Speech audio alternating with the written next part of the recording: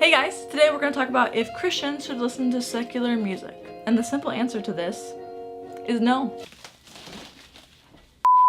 I'm just messing with you guys, but I am going to be honest with you because this subject is not so simple. I want to start off by rephrasing the question of can Christians listen to secular music, and rephrase it to should Christians be listening to secular music? Trust me when I say I have heard both sides. From everything that's not Christian is 100% demonic and you should not go there at all because you're Christian and you can't listen to anything secular.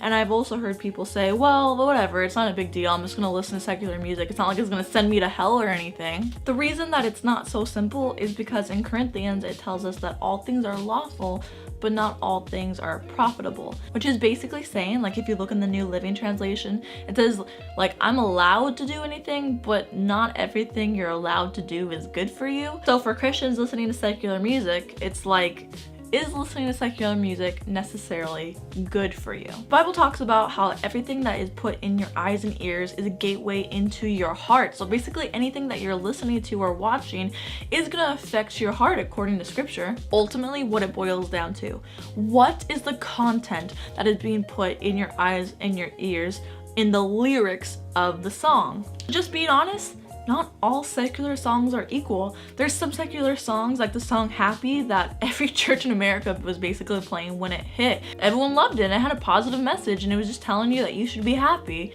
Technically a secular song. Then there are other secular songs that are on a completely different playing field. They promote violence, they promote abusing women, they promote drug abuse.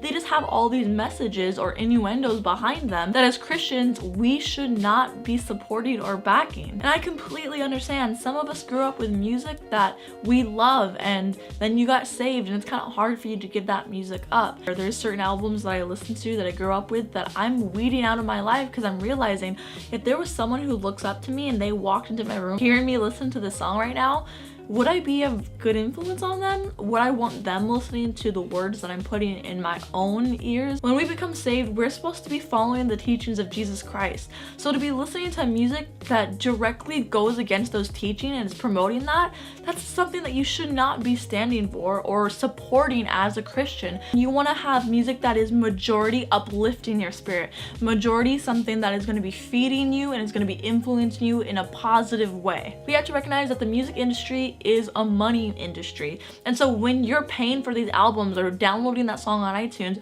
you're backing up these artists and you're paying for what they support. And if you're like, well, I don't pay for the music, I just get it for free online, at what risk at damaging your own heart? Because that is gonna affect your heart, those negative lyrics that you're putting into yourself right now. It's not free, it's actually gonna cost you something. To make it extremely simple, it's like this. You have a healthy, well-balanced meal, you have a McDouble, and you have poison. You can have as much of that healthy, well-balanced meal 3 times a day and it's gonna be good for you.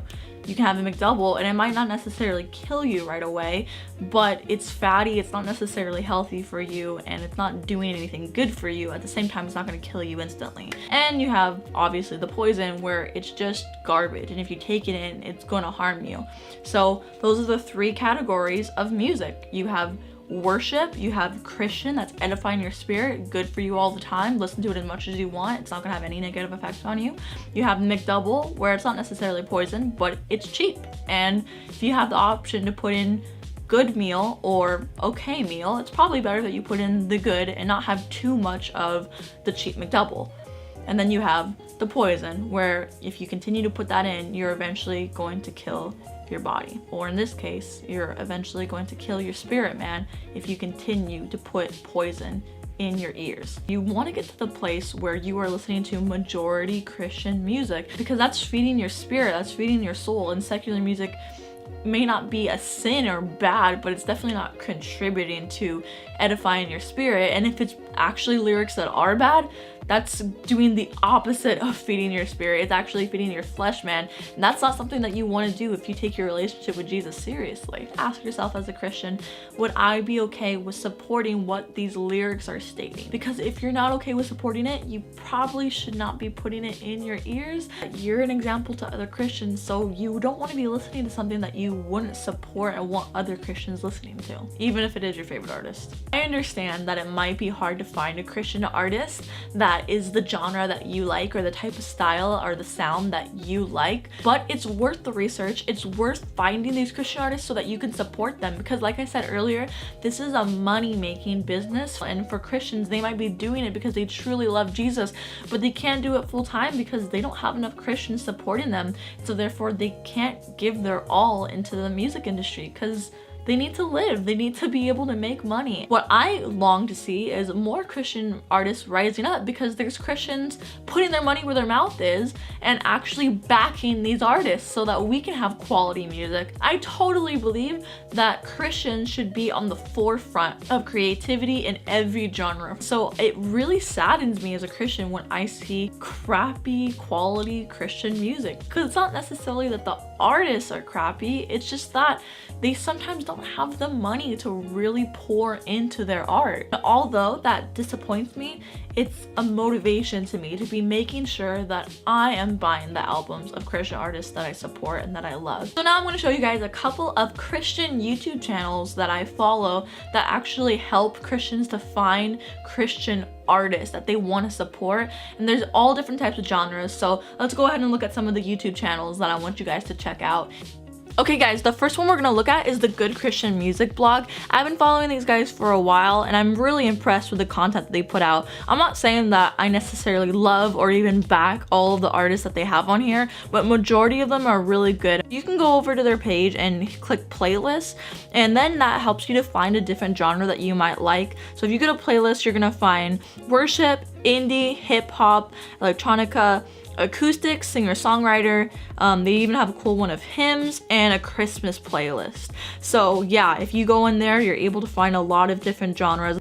This is not sponsored. I don't even know the guys who run these pages, but if they do want to go ahead and send me a Starbucks card, that would be cool for giving them a shout out. But yeah, these are not sponsored at all. I just love these different pages. The second channel I want you guys to check out is Christian Music Daily. They haven't really been putting out a lot lately, so I'm not sure if this channel is dead or not, but I remember I really enjoyed it when they first started, and hopefully through our support they decided to start putting out content again. So I'm not really sure what happened, but Christian Music Daily is a good one to check out, and hopefully they'll get back on posting more videos. The third one I want you guys to check out is called Gospel Hydration, and I really encourage you to check out their page because they are putting out content daily. It's awesome. Literally every day they're putting up a couple of videos, so that's a lot of work to research, and I want us to make sure that we're supporting them as a page because I know it takes time and effort for them to be putting out content. And the same thing on this one. If you go to playlist, you're going to see different types of music that they have sectioned off. So they have hydration hip hop and R&B, they have hydration house / electronic, hydration gospel, hydration gym playlist. So they have a couple of different playlists you can look at here that I'm sure you guys would enjoy. But like I said, they're putting out content every day, so I encourage you guys to look at that. So no more excuses on why you can't find good Christian content, because I just showed you 3 YouTube channels that have awesome content of different genres that you guys can go ahead and look at. Don't feel bad if you're a Christian and you don't like corny Christian music. I don't like corny Christian music either. Most of the stuff on like Christian radio I cringe at. So don't feel bad at that. You can find something that's your style and you can get behind that and support it, because I promise you there is a Christian artist that has a style that you will like. You just need to put the effort into finding them. Also, I made you guys a playlist myself, so if you go on my page, you can go ahead and go to my playlist, and I made a worship playlist, which is all of my favorite worship songs, essentially just a Matt Gilman playlist, because Matt Gilman's my favorite worship leader. Basically all songs that have really ministered to me. So I have tons of other worship songs I like, but those are like my favorite of my favorites. I also made a Christian playlist where it's basically just some of the artists that I'm really enjoying. Thank you guys for watching this video. Share this video with someone who just accepted Jesus Christ into their life, because they might be confused on what it looks like for them listening to music. They might think I can't listen to anything that's not worship music, and that sucks because I loved hip hop and rap before. So if you share this video with them, it'll help clear up a lot of confusion. Comment below on more content and subjects that you want me to answer and what you want to see, because I'm trying to make sure I film 1 video a week. So if you guys can go ahead and drop comments below on what you want to see next, I will try to get to those. Bye guys.